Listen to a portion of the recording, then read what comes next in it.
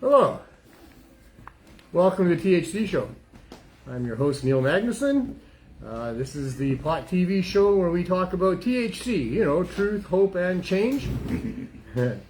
Yeah, those are important things, and especially when you're talking about THC, it's important to have some truth, which, should really give you hope, and then we can see some change happen if we all got some hope and we all started doing something about that. Because the war on drugs is alive and well. Don't be fooled by so-called legalization. Don't be fooled by governments talking about providing safe supply and other things to help people. The war on drugs rages on, and it is entirely disgusting for sure. We had the chief coroner come out again and provide a report, and the number one issue is providing alternatives to the poisoned drug supply. Well, this war on drugs is really the war on the alternatives for this to the poison drug supply. The war on drugs is not a war on the poison drug supply. The war on drugs is a war on people who would dare to use anything but what our authorities say is okay to use. And primarily that works out to be the plant medicines. What it doesn't work out to be are the harmful things. Our government's actively involved in making money off of the sale of commercial tobacco and alcohol, pharmaceutical drugs. Those are the ones that they allow you to have, yet those are the ones that are the most destructive. No, the war on drugs is about protecting the drug suppliers from nature. Plants that you can grow yourself, that are produced easily and cheaply, that are far more effective and far more safe than those other patentable synthetic or alternatives. That's what the war is on. They've been coming after us lately, although I will say that there's been a little bit of not a little bit, there hasn't been any harassment of us with the CSPRV for the last several days. So that's good. Maybe some of the letters that I wrote to the counselors and other people, maybe that made a difference. I don't really know. Or maybe their resources are just all being used up for their other attacks on the other different fronts of this plant medicine war. Dana Larson and his his mushroom dispensaries in the Coca Cafe were recently raided. Armed thugs, a big gang, barges in, locks up the doors, puts Dana in a cage, and steals all of the medicine that Dana has there for people to use. So in one fell swoop, 3 alternative sources of products to counter the overdose crisis are quelched by your public servants. And for what? Has there been a rash of people doing damage in our society or being harmed in some way by psilocybin or the other plant medicines? What is this in response to? Is it simply in response to stores opening up and making these things available to people who would like to use them? Because that's not okay. If it was in response to a rash of hospitalizations or chaos in the streets because of people using these things, mayhem on the highways, something like that, then it might be reasoned that your public servants, to protect the public, would be going in and trying to stop the source of this whatever drug it is that's causing mayhem or causing hospitalizations. But there's none of that. Not only is there none of that, but psilocybin and the other plant medicines that Dana has been so bravely making accessible to people are being used to help people. There's no long list of people who have been harmed by the use of these things. There's the odd story about somebody having a bit of a bad trip. But there is no mayhem or damage or injury or anything like that coming from the use of mushrooms. There's a whole lot of people that'll swear that it's helping them. Spiritual awakenings. The loss of craving for that which was addicted, to which people were addicted. The relief of pain. The relief of anxiety and depression about the state of the world, or about, the ending of life, or numerous other benefits to taking these things. People don't seek out plant medicines because they want to have a violent Friday night out at the club. They want to find peace. They want to be able to sort through the layers of lies and deceit that are constantly being put on us by the corporate elite, the government, and those that wish to profit from us being fear-based, crazy, mixed up, angry, broke, desperate people. Those kind of people are way easier to manipulate. If you've been bamboozled by fear-mongering over decades like we all have, the end of the world is here. The climate's going to be unlivable within the next few years. All these different scenarios keep us all afraid, keep us all turning to alcohol to try to drown our fears. It's exactly what the financial elite parasites of this world want. That's what they create, and we need to stop buying into it. It's extremely disgusting what the VPD did here in raiding Dana's stores. It was also disgusting that they raided DULF, the Drug Users Liberation Front. DULF had been accessing the drugs that people are demanding, having them tested, and providing them through some sort of regulation, membership program, screening program of some sort, to get them to the people who would otherwise be accessing them from street dealers and risking their lives. Granted, that's not the ideal way to do things. But the government isn't doing the ideal thing.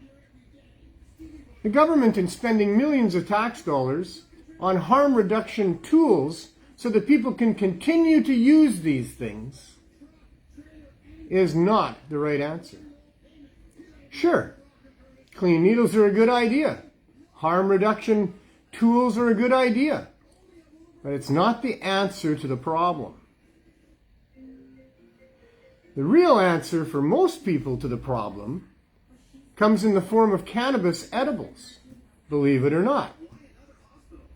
Not just saying so because I'm an advocate of cannabis legalization. I've been involved with cannabis culture and pot TV for decades. It's the truth.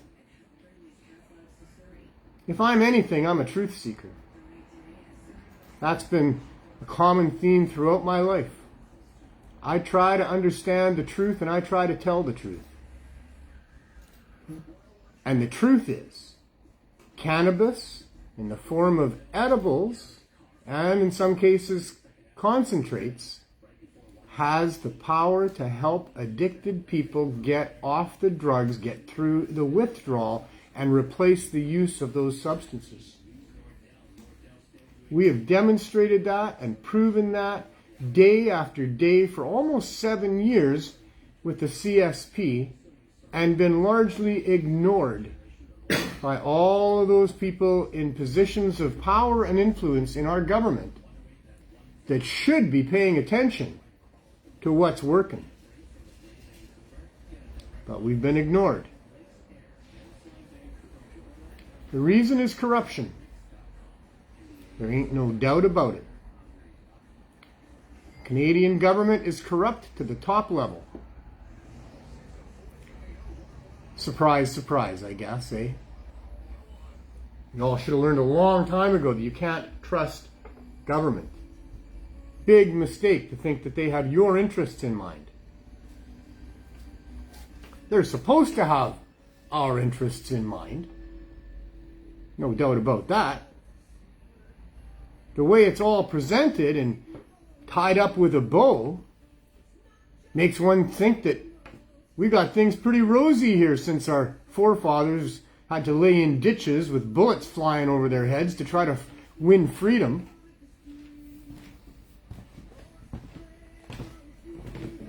But we are far from free. We are oppressed by a corrupt federal government that's serving the interests of the financial elite and trying to maintain a population that is, as I said, distracted, afraid, drunk, broke, desperate, angry, and they're in cahoots with them. They are puppets for them. They talk a good talk, but you know what that is? That's politics. Politics is telling the people that are going to vote for you what they want to hear. And politics is making sure that when you get into that position of power, you pay back the people that financed your way up there. And that doesn't mean the common electorate or person who put in $100. We have been the fodder of these slave master tyrants, if you will, for as far back in history as we can tell. It may be how they built the pyramids. In any case, the drug war is alive and well, on all fronts it seems. They went after Dolph despite having a great track record of being upfront about what they were doing, about having the support of a whole bunch of good people in positions of influence. The list of people that have come out in support of Dolph or against them being raided and charged and busted the way that they were is very impressive, to say the least. Now they go after the psychedelics with Dana and the mushroom dispensaries. See, the problem is not a proliferation of harms caused by psychedelics. It's a proliferation of places offering psychedelics to people that the government aren't getting a piece of, and that the government really doesn't want out there. And the government not really acting on their own wants, but acting on the wants of those people that really control them, as we said. And they don't want people doing psychedelics. They don't want people opening their third eye or their other two eyes or realizing the truth of what's going on in this world. They don't want people to question the taxation levels or the expenditures of government or how much money the government brings in and what are they doing with all that money. And then you see some of the things they do with that money and you shake your head. This is a situation that's gotten way out of hand. They have used smoke and mirrors, illusions and lies to convince people that we should just be okay with what's going on, that they got it under control, that these drugs that they're trying to prevent are evil and dangerous and they're hurting people and they really need to spend all the billions of dollars and trillions of dollars that they've spent to try to make sure that nobody gets access to these things to protect people. And we're supposed to be okay with that and to agree with all that. But it doesn't take much looking into it to realize that the whole attempt to prohibit these illegal plant medicines is a logic-free zone. It makes no sense at all. Anytime you do a little thought game and try to roll around, is this right? You come to the conclusion, man, this ain't right. This ain't right at all. The government telling you that this flower right here is so dangerous. It hurts people so badly that on behalf of the people, the government needs to spend a whole bunch of our tax dollars and be as brutal as they can, using armed soldiers, if you will, using the criminal law, using threat of all kinds of nastiness to protect you from yourself and to protect you from this plant. Because without them doing that, you just might be stupid enough to go and purchase a bag of these dried flowers from somebody who convinces you that it won't be bad, and you just might take some. And oh my God, the damage that would happen to the government. Because when you start ingesting the magical vapors of the cannabis plant, you start questioning the structure of the society that oppresses you. And that is very dangerous for those people who are trying to maintain this illusion of there are public servants and they're all doing what's in our interests for us. And we can trust them, and we can give them all of our personal information. We can allow them access to our banks and our properties, and we just trust the government because, of course they care about us. Why wouldn't they? We pay them. It's like you got a gardener. Of course he's going to look after your garden. You're paying him. Well, these thieves are being paid to look after us, and they're just laughing all the way to the corporate elite and taking huge amounts of money and security from them to screw us on behalf of the corporate elite. And that's not the world I like living in at all. So the drug war is waging on,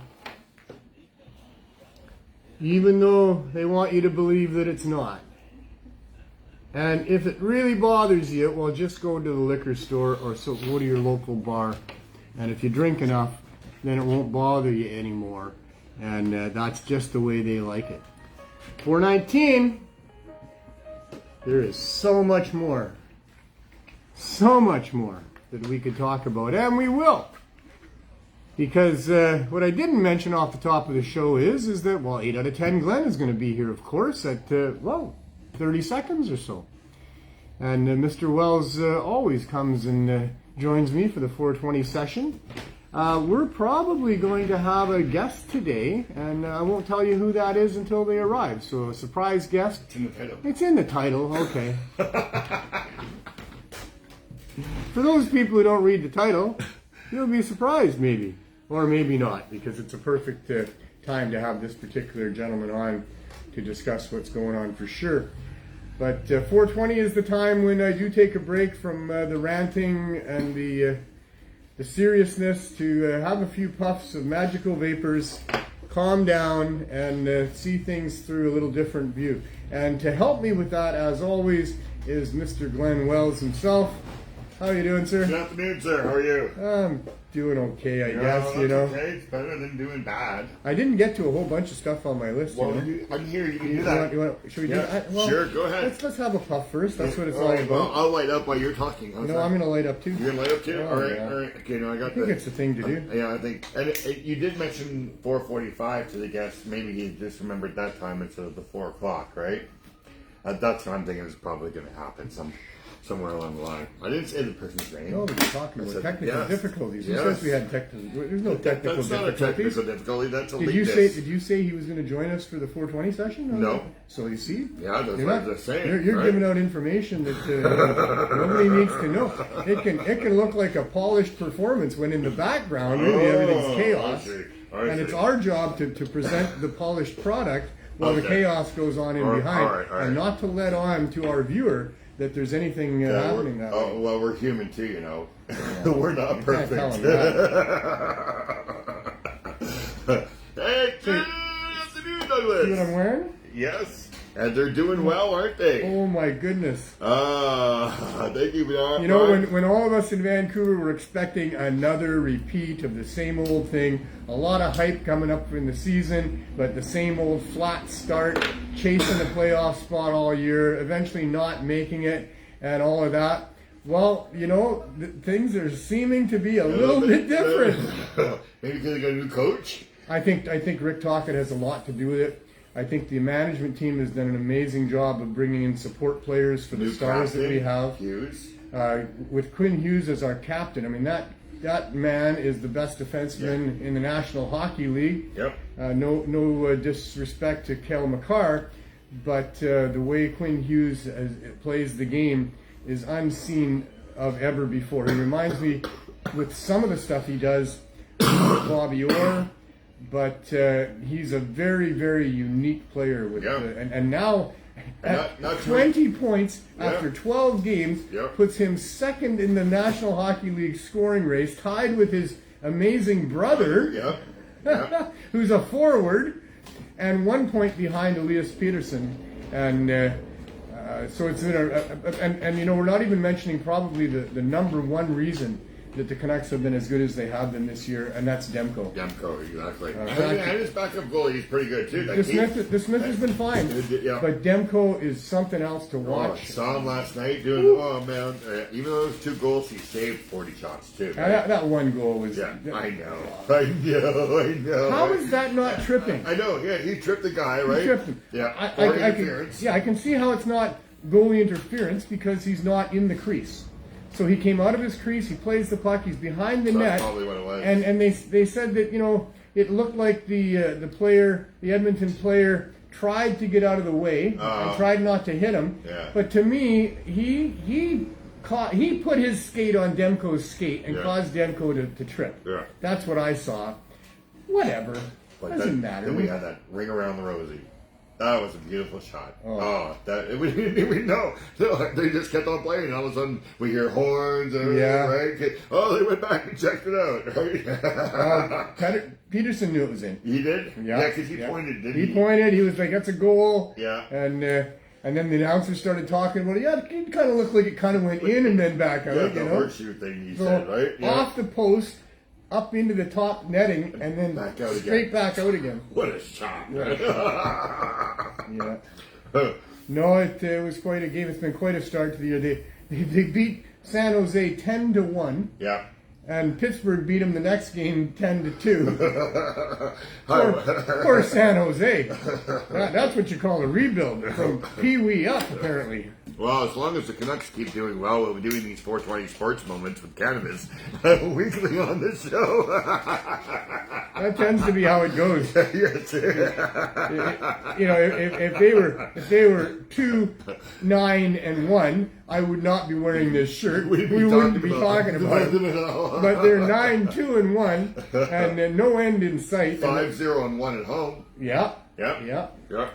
No, it's incredible. We can rave on, but and sports is a great distraction, isn't it? Yeah, it is. It is. And you need a bit of a distraction, and that's what the 420 moment is all about for us, right? Yeah. I mean, if life was all just about understanding how corrupt the government was, worried about how oppressed we are, thinking about how much money that they're wasting of our tax dollars and how much money we're having to pay to survive these days, if it was just all about that, it'd be tough to live. You know, there'd be little reason to live. But you can balance that with a little bit of levity, with a little bit of sports, with a little bit of, you know, puff. And if you got no one to have 420 with or watch sports, then come check out candymatch.ca. Lots of cannabis smoking people that love to watch sports and smoke at the same time. I'll bet, eh? Yeah, eh? Like, if I wanted a place to watch the Canucks, I could probably go on to candymatch.ca and put that in there. Yeah. You know, looking for a hockey buddy. Yeah, there's probably some hockey people on there for sure. Right? Yeah. Could be a whole new section. Yeah. Wow. I'm not just hockey. We got the BC Lions. There we go. Playing Winnipeg this coming Saturday for the Western Final. Sunday. Not Saturday, but Sunday. Or Sunday, but Saturday, yes. Yeah, Saturday. Yeah. Saturday. But the game was... they say it starts at 3:30, and it might. Well, because that's 5:30 their time. Right? So we got same 4 teams in the CFL in the Final Fours last year. Wow. Yeah, Montreal and Toronto, the same people and Winnipeg and BC. Yeah, and we'll see what happens. BC really did look sharp against VA Calgary. Was doing good. Big play, VA. Woo! Wow, he even scored 2 touchdowns. Wasn't it? Three. Okay, I only seen 2 hits. 3 rushing touchdowns on his own, 2 more in the air. And to call him Big Play VA really fits. Over 4... VA this, VA that, yeah. 430... What the fuck is VA? And then they'll burn it down. Yeah, Vernon Adams. Ever hear of him? He scored 7 passing touchdowns in 1 game back in college. Wow, eh? Yeah, in 1 game, 7. And he was like the guy that they didn't think would sort of make it, but now he's really making it. He's had that knock all his life. He's always had that knock, and his now whole he's career. proving himself. He's like showing him, man. But he's had great times in Montreal when he played for them. I mean, he did some good stuff there, but it was kind of like nobody really knew of him. He hadn't made his mark, and you thought maybe he's small or he's over the hill or whatever. No. When Nathan Rourke went to the NFL, and I mean, bless his heart, I guess that's the thing to do, for the young man. But he was such a star here for BC. What a year we had, and then he goes down. And Vernon Adams comes in, and hey, this guy's not bad. Yeah. And then he gets the contract down south, and so now it's Vernon Adams' team. And what a year he's had! What a year we've had! It's been amazing. It's been amazing, right? Yeah, and even Calgary scored the first goal. First touchdown too. They were like behind the ball, and then all of a sudden just turned right around. Yeah. Yeah, he was dialed in for sure. Yeah. He's like the Thatcher Demko of football. Yeah. So I talked on the preamble about the conspiracy or the agenda of those who want to manipulate and oppress and monopolize things with us. Yeah. And I mentioned distraction, as being one of their things, and of course it is. Yeah, it's but what I believe is that a person needs some distraction. Mm-hmm. And if you're an activist and you're right there, nose up against the corruption that you're trying to fight against, it zaps your energy. Oh, it does. It can be frustrating. It's overwhelming, really, if you really start to think about it. It becomes quite overwhelming. How powerful these groups are, how much they've got their tentacles into our lives, and how much all that. So you need some distraction. So let's use it a little bit. Whatever you want, whatever works for you.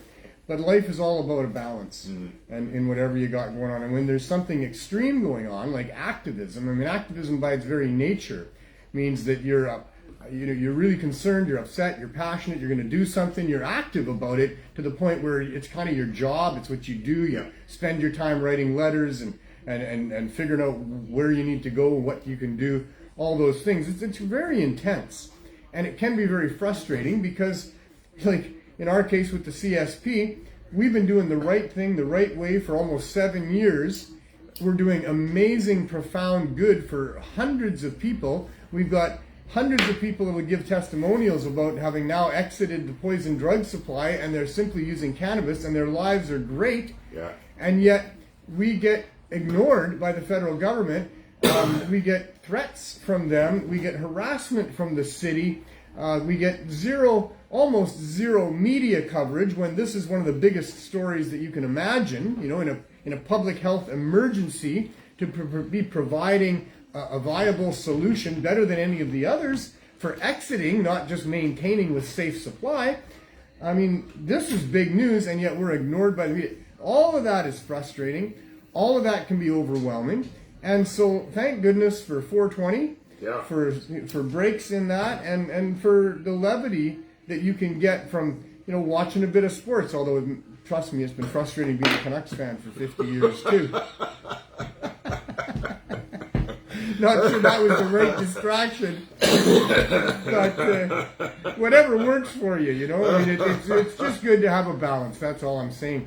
And I remember early on in my activist career, when I was getting to know the other activists, there was a fair amount who really had the opinion that this was a serious war, that there was no time for being involved in sports or anything like that. It was like nose to the grindstone. This is a very tough task we've taken on, and we got to get there.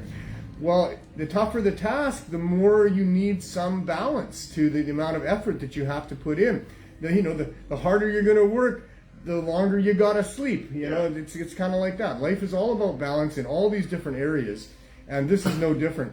So that's why, during this serious show of truth, hope, and change, where we're looking for, answers to a corrupt world that we live in, we really value the 420 session. We drag it out as long as we can, because we need to have some balance and some levity in what we're doing here. So there's some non-levity for you during the 420 session. Being an activist is always good because of the balance. You're going to be somebody who's against us, right? That's why we became activists. For right? Sure. There's something to fight. Yeah. Absolutely. Yeah. I wish we didn't need activists. We're the opposite of them. We're here to fight, yes. I wish the government was the activists, that their passion was about helping the people who elect them to be there and pay them to help them, and that their energy and their currency was in fighting the oppression that's there all the time by the corporate elite that will, if they can, exploit the population. That is a much better. That's where the activists should be, is in government and people who are passionate about the right things and not just greedy, looking to get on the government gravy train, willing to be bought out, and maybe in some cases hoping to be bought out by the corporate financial elite and cashing in. So. Yeah, and there's people who did that. Is there anything on my list that's not depressing? I don't know. Health Canada. The cannabis industry is pretty depressing because that's why we're fighting against it, right? Yeah. The hypocrisy is amazing. Yes. That's kind of funny. Yeah. Kind of funny how the war on drugs is alive and well and seems to be even escalating, while at the same time the British American Tobacco Corporation is investing hundreds of millions of dollars into the cannabis industry. Yeah.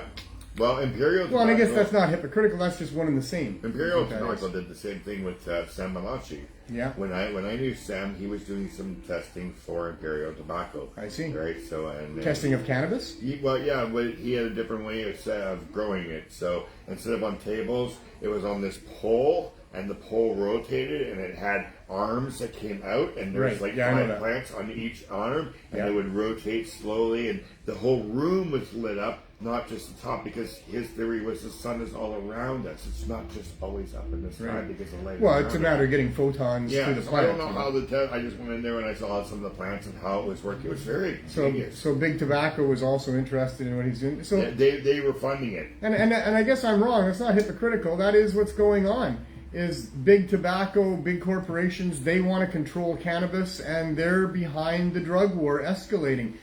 They're the ones, the reason we don't get approval by the government right away to do what we're doing and providing low barrier access to cannabis is because, big tobacco is in on it. And you know what tobacco is going to do to our cannabis? They're going to spray stuff on all over our cannabis like they do tobacco. The government, Right? It's going to just crazy. I know. You won't be wanting to use, corporate cannabis.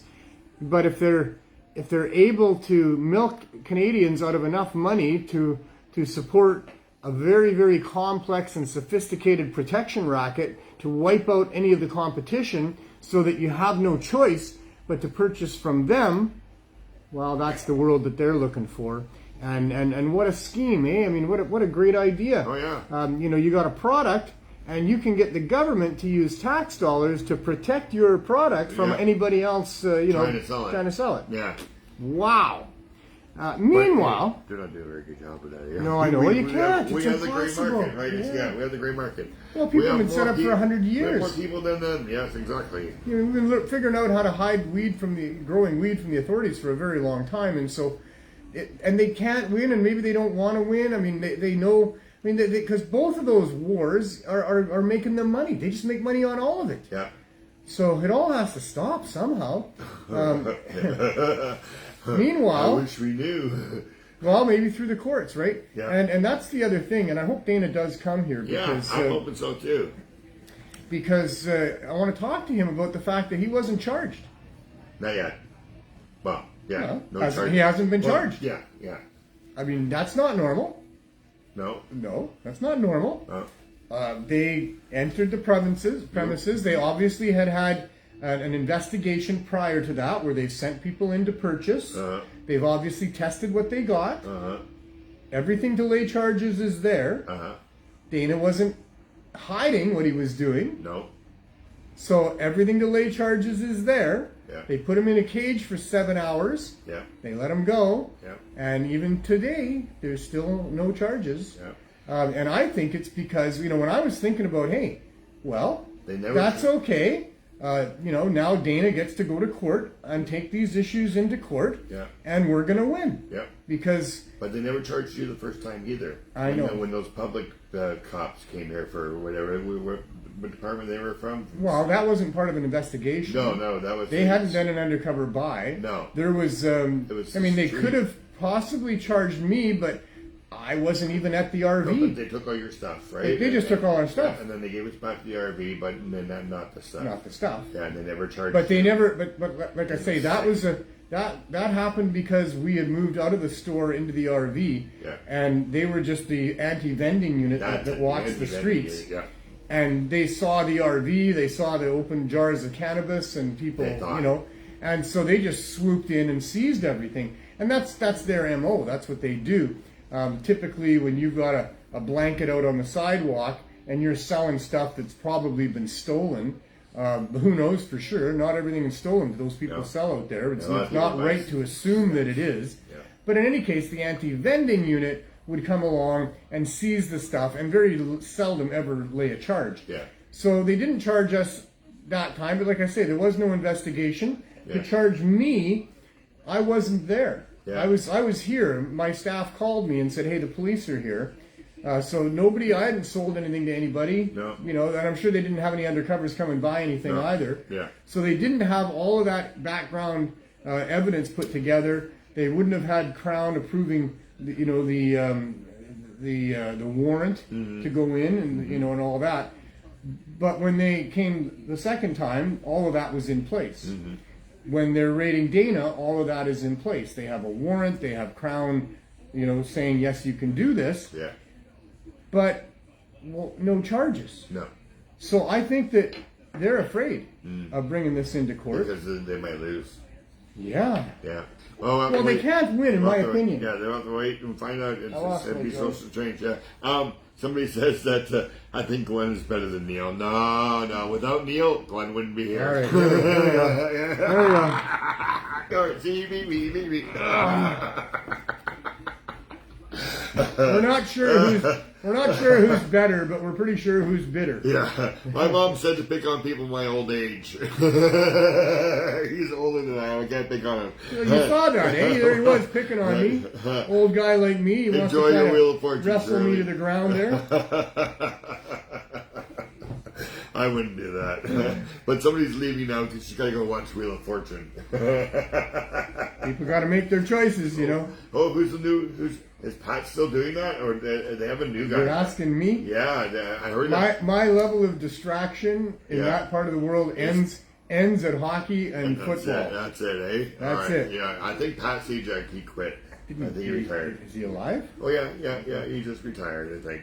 So they were looking for somebody. What do I know? He's old now, but he never looked so I don't know if he's finished this. He looked the same age for like 60 years, didn't he? Yeah, so did Dick Clark. Yeah. What's going on with that? Cannabis. That's why I look 16 that's too. That's it. It's cannabis that's making us kid look young. Yeah, I'm 58. I'm looking 45. I mean, at least that's what I see myself as. Yeah. Because that's the illusion of cannabis. Well, the rose-colored glasses and our makes you think skin's you're not getting dry. I think cannabis is keeping our skins, elastic and good, and because it helps that part of the body, right? It's the endocannabinoid system. It keeps things all balanced, right? Absolutely. So you never know, right? You're 100% right. I mean, I laugh and we joke a little bit about it, but this is 100% the truth. Cannabis is a supplement to your own endocannabinoid system. Google it if you're not aware of that. Balanced. And the people. I think the days of saying like what my parents said and what the government and the medical profession was saying back when I was growing up was that cannabis is a detrimental drug. You're going to lose your memory. You're going to lose your abilities. You're going to be like it's going to fuck you up. Sorry, Annie Barbie, but there's just no other way to say it. Cannabis was going to F you up. And now we know much, much better than that. People are not dying young from using cannabis. The people that have used the most cannabis are as healthy as anybody else. I mean, you look at Paul McCartney, you look at now names start escaping me. Yeah, because of the cannabis, right? Because of the cannabis, it's that short-term memory going again. But I still remember they won 6-2 last night. I still have some things going on. No, I mean, I think I have a lot of things going on. You know what I mean? Health-wise, I've been healthy for most of my life. Me too. Cannabis has not caused me to miss days of work. No. It's been a benefit to me. I use it as a focusing tool at work. Yes, it's been 100%. Yeah. Ron McNabb says, I think, actually... Willie Nelson is the name I got stuck on, if you can believe that. Yeah, there you go. You can believe that. Willie Nelson. And Tommy Chong and Cheech. They're still so alive. many old stoners. Anybody that was ever in a band, Keith Richards and all these guys that are still just fucking killing it. Yep. They're 70, 75 years old and they're on stage dancing like they're, obviously their use of cannabis and other drugs has not, done, alcohol takes its toll. Yeah, but, that's not across the board because some of those guys did do other things. Stuff, yes. But the ones that were primarily just, using cannabis, they're still doing really, really well. Ron says, and so are you. He actually thinks that Glenn and Neil make a great team. Glenn gets Neil to loosen up a bit, and Neil is great with tempering a conversation with Glenn. Like I said, perfect team. Ron. Thanks, Ron. Thank you very much. That's very, very nice of you. That's awesome. Well, we're both knights, so... that comes with a level of responsibility to make sure that we present ourselves week after week after week for 4 years. Are we knights? Huh? Are we knights or were we knighted? Yes, we were knighted. We were knighted, so we are knights. We are knights. I like being a David. It wasn't the Queen or the King. It was Rick Mercer. No, not Rick Mercer. Sorry, Rick. No, not Mercer. No, not the comedian. Yes, what's his name? Maverick. Maverick News. Maverick would have been funny if it was Rick Mercer. Yeah, wouldn't have been great, eh? Willie Nelson turned 90 this year, and Neil says. Still smoking hard. Wow. Still smoking hard. He has no choice. Yeah. You're Willie Nelson, you're smoking weed. People come from miles around to smoke weed with you. Anybody comes to visit you, they ain't leaving until they smoke some weed with you. You're Willie Nelson, man. Kevin Hart talked about getting on Willie Nelson's bus and being stoned for a week. He's got a reputation to maintain, and he's done a good job of maintaining that over the years. If you're on the bus, you're going to do some smoking. So, serious cannabis use does not destroy the mind or the body. Not at all. And there's just zero reason to be spending any tax dollars on trying to prevent anybody from using cannabis whatsoever. This world is so upside down. The truth that we've been displaying here week after week after week for like 200 weeks or more is that cannabis is this amazing product that has all of these different benefits, that has very little downside, and the bottom line is the government has no business trying to prevent anybody from using it and using tax dollars to do that. They should be supplementing people's use. They should be making sure that the people that are using it for their health benefits and for serious health needs, that they get it. And taxpayers be more than willing to help these people get good cannabis, especially if the government was reasonable about how they were producing cannabis and the costs involved in that, instead of jacking up the price of cannabis because of all these ridiculous regulations that they have to do and restrictions and all the taxes and all the rest of it. It should be the opposite of all of that. They should have embraced the cannabis industry that was vibrant and alive for all of these decades of prohibition and allowed people to have cannabis in the way that we've been used to it forever, which is, cheaply packaged. I mean, not the expense of it, because that's what legalization should have taken out of it, was the expense of it for the most part. But just the fact that you want to go and smell your product. You want to have a good look at it. Even our air quality would be better if they would allow us to grow the hemp all this time and have it, instead of having it being prohibited, right? So it is quite the world we live in. The planet would be so much when they better. can pull off this this illusion, the way that they have, to the degree that they have, it is quite the illusion that that we are still living under. And I hope that most of you aren't suffering from that illusion. Yeah. That you know that. There are people who are suffering from it. Oh, for sure. Yeah. Oh, yeah. And then there'll be people who aren't because of the balance that you just spoke of, right? Steve Mimi says hi. Right? Thanks again, Steve, yeah. for the donations to the CSP. Weed is the bomb. Yes. Don't say bomb. No. Oh, dear. AI's going to know you said that. Maybe that's what it's all about. They think it's explosive. They're like, oh no, that stuff's explosive, and people are lighting fire to it all the time. You know, cannabis prohibition or the attempt to prohibit it makes no sense, but it sure makes for some humor.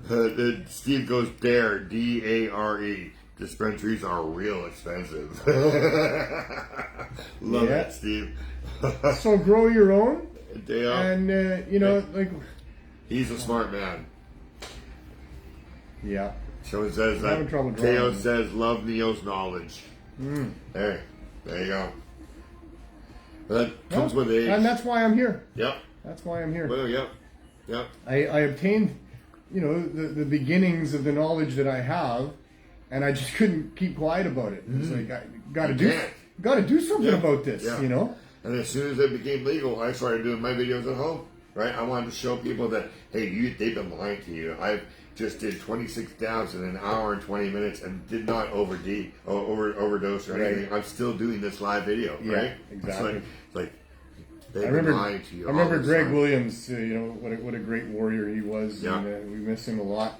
And I remember Greg, we were at the U.S. consulate during a global marijuana march, and Greg was at the megaphone, and he said, you know, they told me when I was young that this stuff would F you up. Yeah. You know? And he said, I've spent my life every day smoking the best cannabis and copious amounts of it, and I'm now, you know, over 50 years old, and I'm here talking to you. I'm articulate. I'm not blubbering. You know, and you know. My brain is not a fried egg. But the government should know this, right? It's their job. Yeah, you're probably right. They do. You're probably right. They do. It's their job to know. Pharmaceutical companies would make as much money if we were healthier. Yeah, I know. Okay? Yeah, I know. Right? It's like, I was trying to be logical in a logic-free zone. Clothes wouldn't wear out if we made them all from hemp instead of cotton, right? They wouldn't wear out as fast. Our homes wouldn't burn down as fast because they were made from hemp bricks and stuff like that. It would last a lot longer. It would be a totally different world. It would be a totally different world. It would. And it wouldn't be such a disposable world. 100 years of denying access to this plant the way it should be has hurt man and the planet. You're so right. And the planet. It's not just us. So right. Right? It's the planet too. Right? I mean, we probably wouldn't be giving so much money to the Rockefellers for the last 100 years for their fossil fuels. Yeah. You know, there's so much more. That's a lot of the history behind this. If you look at that and you realize that fuel was going to be the big thing. Henry Ford had come up with a car that was viable, that could be mass produced, it could be sold into the general public, and they were building roads to facilitate these cars. Well, what else do you need? You need the fuel. And even though there was hemp ethanol fuel and there was electric vehicles, the Rockefellers manipulated the marketplace to make it so that it was their fossil fuel that was the primary driver of these cars. And that has messed things up a lot. Yeah, yes. You know, so much money too. For one thing, you're putting it into a bad family who is greedy and selfish and doesn't care about the little people in the world. No. And they take so much of people's money. I mean, your car expense is second only to your house and living expense, you know. And it's huge for a lot of people. And if you can't afford a car, then you're disadvantaged in your ability to make money, to go out into and work in the world and do all kinds of different things. Everything costs more. Everything takes more time. Yeah. If we'd only had hemp, what a different world it would be right now. There was some little cartoons that I know Don Briere and Carol from Weeds, they had blown up into pictures on their walls in their dispensaries, where it would show a picture of the world the way it is Yeah. in a particular, like in a hospital, and the world compared to what it would have been if we'd have embraced cannabis and hemp. Yeah. And how, medical would be different, how industry would be different, how playgrounds would be different, schools would be different, everything would be different, you know, in a very positive way. So and even the indigenous would be happy because we're working with the plants of the planet, of Mother Earth, right? Speaking of the indigenous, yes, you know that there was a Supreme Court hearing recently. Something was brought before a suit was brought before the Supreme Court by a bunch of licensed cannabis producers that were upset with the government because they believed that they were led to believe that the protection racket for their particular product was going to be a lot better than it is, and that the government was going to work real hard and spend a lot of our tax dollars to stamp out the indigenous cannabis dispensaries that weren't following in the government program. No, really, eh? And how disgusting is that? And they lost. They did lose. Yeah. But how disgusting is that on two of those three fronts? The one being the indigenous, which is fine. They're just people that don't want to buy into a corrupt, grossly overpriced control scheme for cannabis that makes no sense for their people or any people. And the two other entities, the government and the licensed producers, so the government, they lost, or they won their suit against the licensed producers because they apparently didn't make as much of a promise as the licensed producers thought they were making about the protection racket that they were going to run. But they were going to run a protection racket. You know, they're communicating to these businessmen who have licenses from the government to provide a product that they're going to be using tax dollars to wipe out competition. Can't do that. And the licensed producers, how disgusting are they? That they're going to try to have that happen, that they think that's okay. These are not the people who fought for legalization. This is not the legalization that we fought for, and our job is not done, obviously. Thank God they lost the case, I guess. Yeah. But it exposes what's been going on here. We've got a government making promises to shareholders, they're the real ones who have the money invested in this, that they're going to do a good job of keeping down the competition. The government, on behalf of a business, is going to use people's tax dollars to make sure that there's no competition. Holy smokes. Oh, get me going. Yeah, I know. Well, whoa. That's, we suspected this was going on, but to have it that blatantly put out there in a court document that says this group of people brought these charges against the government because the government said they were going to protect their interests and they haven't done it enough or properly or whatever, both of that is just disgusting. I'm so unhappy about all of that. And we were talking about the difference with hemp and stuff like that. Like the Constitution of the United States is written on hemp, and it's still here today. What we have here in Canada is not written on hemp and will not last as long as that document has been around. Well, the bottom line is that this paper hemp here, paper is far superior. This paper will disintegrate, whereas that one has been around for hundreds of years. Hemp paper far superior to wood waste paper, for sure. Yeah. We wouldn't need to kill as many trees to make as much paper if we were using hemp, right? Yes, and we wouldn't need to. And hemp toilet paper. That's what I'm interested in. Hemp toilet paper. Is that shit soft? Because I think it's disgusting that we cut down these beautiful living trees to wipe our asses. That makes wow. Well, it smells better. I wouldn't want to be walking around without it. Right? Happy to have it, I guess. But I'm not happy that trees give up their lives for it. No. And when we could use alternatives. Saw my mom on the weekend, of course, on Sunday there, and Mom was really lively and energetic, as she never is, or almost never is. Although she does have her spells where she gets quite anxious about things that she thinks are happening. She's 90 years old and she's got dementia, and she was when we got to see her, was she ever happy to see us? But she wasn't expecting us. She was expecting this other group that she was supposed to meet up with. She'd been there with them in the morning, and they had gone somewhere, and she was going to meet them on Fraser Highway, but she wasn't sure exactly where. Wow. She thought it was my brother Sam for sure, but she wasn't sure who the other ones was, and there was something about, what did she do with her little one? That's a theme with her. Yeah. That she's got some child somewhere that she's not sure if it's okay and who's looking after it, and she needed to get there right away. And they told me at the care home that the day before she was all animated and upset because she needed to vote and she couldn't figure out how to vote, and someone had to help her and take her to a voting place or whatever. And there's no voting going on. But I mean, this is Mom, and it's really sad that she's going on here. But she has for months now, when we take her out for the drive on Sunday, she's amazed by the trees. Yes. She's like, wow, look how big those trees are. That's amazing, And so I was looking at the trees today along some particular stretch, and these were really huge nice trees. And I was just thinking, maybe Mom's onto something there. Like, trees are incredible. Yeah.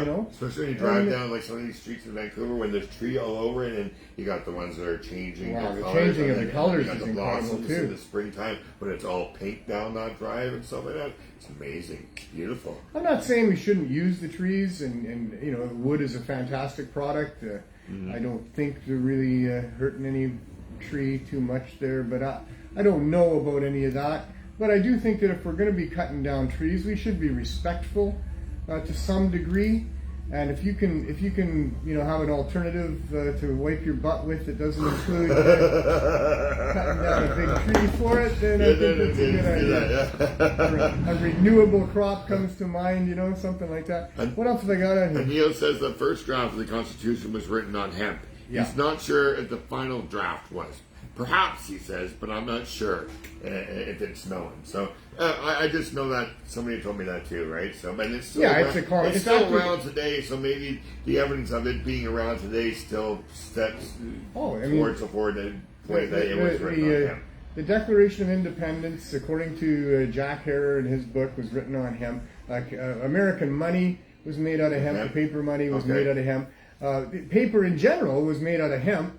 Primarily until William Randolph Hearst, I think it might have been with the Dow Chemical Company, that decided that all that wood waste that was going on, because he was processing trees into lumber that could be used to make paper with, and so that's how it all kind of got started. And William Randolph Hearst, who had a real angst against the Mexicans anyway for taking back a bunch of their land. Their land used to run all the way up the coast of North America, it used to be Mexico. Yeah. And so he was mad about losing a bunch of land to the reclamation of Mexico, and had a bit of a hard-on for hurting the Mexicans and what have you. Oh, no. So, and he wanted to replace the hemp paper with his wood waste paper, and he was a newspaper magnate, so that he had newspapers going on all over the place, so paper was a big thing with him. So that had a lot to do with it. He was a big player in the original lies about cannabis and hemp and marijuana, calling it marijuana, publicizing in his newspapers that marijuana was being used, like somebody was smoking reefer before they axed their family to death, and all these violent crimes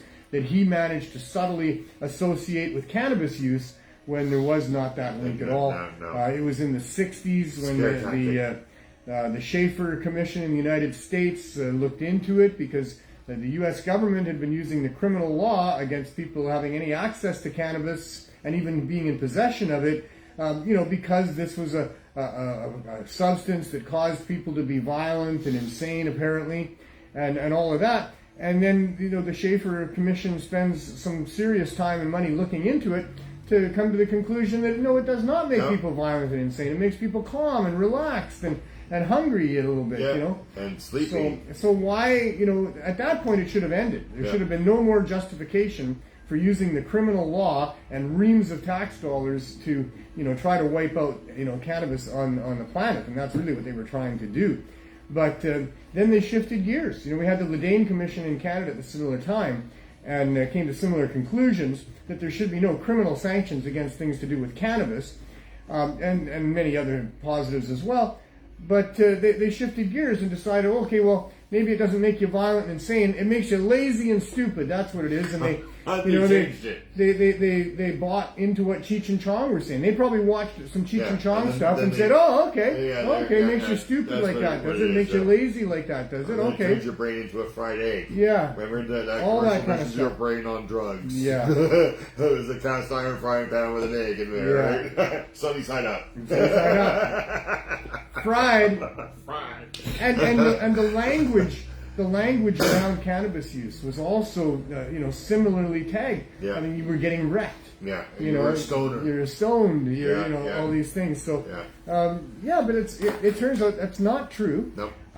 You can get silly on cannabis. You can get all drawn out on cannabis. I'd imagine. You can. You can get silly as can be. And if you're overtaxing your body, mind, whatever, you can get lazy. It just means your body's telling you, go to sleep. Relax. Sit down. It's not time to go run around right now.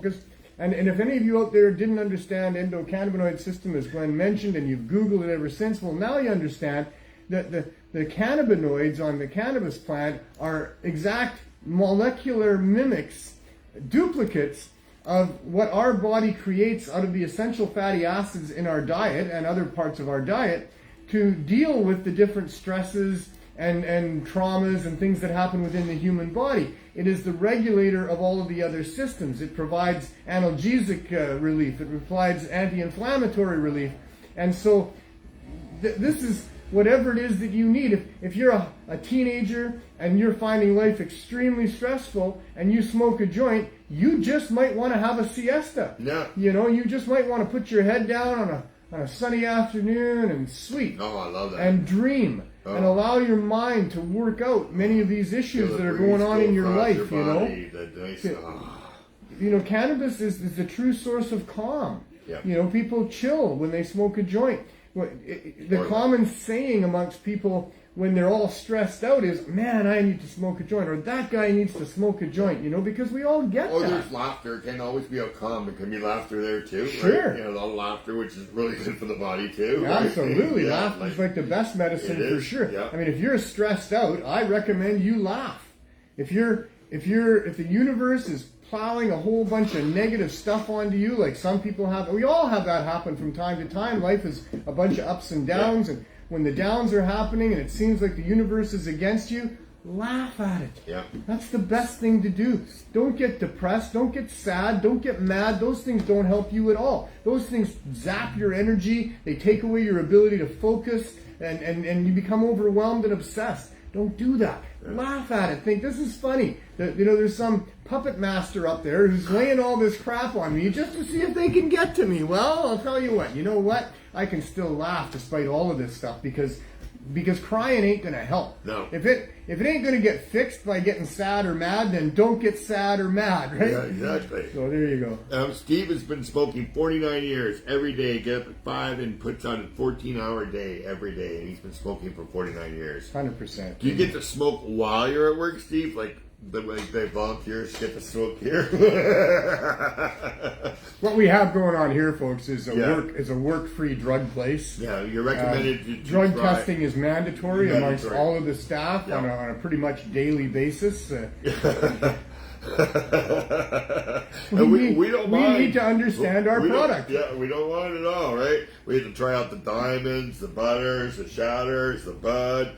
Oh, yeah. And here we are all these years later. It's so hard being a volunteer for Neil Magnuson. It's a tough job. It's a tough job. Somebody's got to do it, But it takes warriors and people who can still focus despite the fog, I've only got 42 years of smoking. Steve's got me beat by 7 years. And how many years you got? Okay, I'm 51 years smoking cannabis 51, now. so you got him beat. I got everybody beat. So 51, 49, 42. Wow. And I'll tell you, I smoked cannabis. Yeah. I had a stressful upbringing. Yep. My dad was a bit of a tyrant, I must say. Sorry, Dad, I love you. I understand you. Over the last few decades, I come to really understand what's going on with, why you were the way that you were. But certainly brought out the rebellious side of me. Mm-hmm.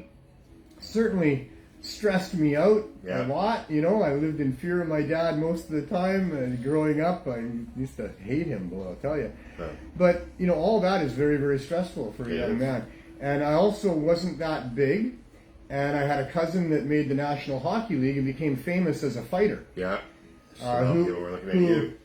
Who encouraged me to play hockey, sent me equipment to help me play and everything, only to have me go out there wearing Magnuson on my back and the same number as him and being a target for every fighter that was out there in hockey. You put you as a decoy.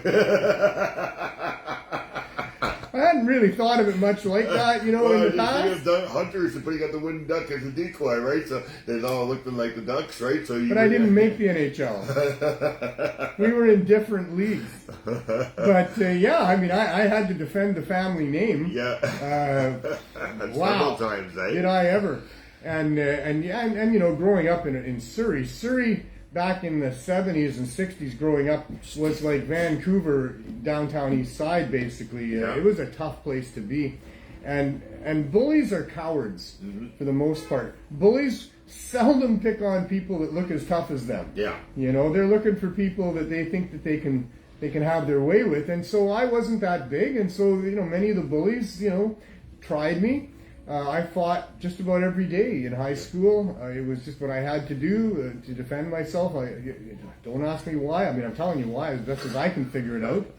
Maybe it was just something about my face that people wanted to try to hit. I don't know. There's always somebody out there that can. But I took boxing. I joined the New Westminster Boxing Club.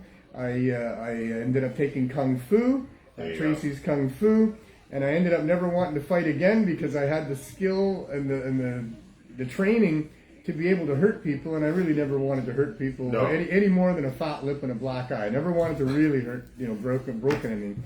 So anyway, that's kind of just the way it was. And so for me, I consumed a lot of cannabis. Yeah. While you're playing hockey? Oh, sure. Yeah. Great. Well, for the whole 51 years, there's really no time in the 51 years. I mean, there was one time when my wife thought I should quit, and I think I quit for 100 days or something like that. And I thought, this is stupid, I like cannabis and it helps me, and why would I not smoke it? So, but yeah, I've smoked a lot of cannabis, and I mixed a lot of cannabis concentrates into my joints and pipes. Oh, really? Oh, yeah. Well, way back then? We didn't back then. Well, we didn't there was all one. kinds of good hashes around. Well, hashes, there was honey oil back in the day. Yes. And I would put honey oil and I would put hash into a joint with several different good strains. Concentrates, which we hadn't had back then yet. Honey oil and hash are concentrates. Oh, really? Yeah. Well, hash is plant. Honey oil, yes. Hash, both of those products, you're taking the cannabinoids off of the plant and concentrating them. Okay. That's why they're concentrates. You're eliminating the plant matter. I look at hash as rub that comes off of your gloves as you're trimming. That's concentrate. Okay, yes. That's and then when you concentrate on it, you think, hey, that's sticky stuff on my gloves there. Yeah. Comes off pretty nice. What happens if I put that into a pipe? Oh, yeah. And that is the real. That's the real good hash there. And I was all about hash and good honey oil and good Thai stick and good Cambodian and Colombian and so many other good things. I was about good weed. Yeah. I believed in it. We had some Jamaican weed oil. We had some cherry oils. Yeah, the cherry oil was fantastic. And cherry oil is just a little bit lower than a honey oil. It was like one of the middle ones, right? So depends how it's made. It can be equal into some honey oils. So I've smoked a lot of cannabis. And always did.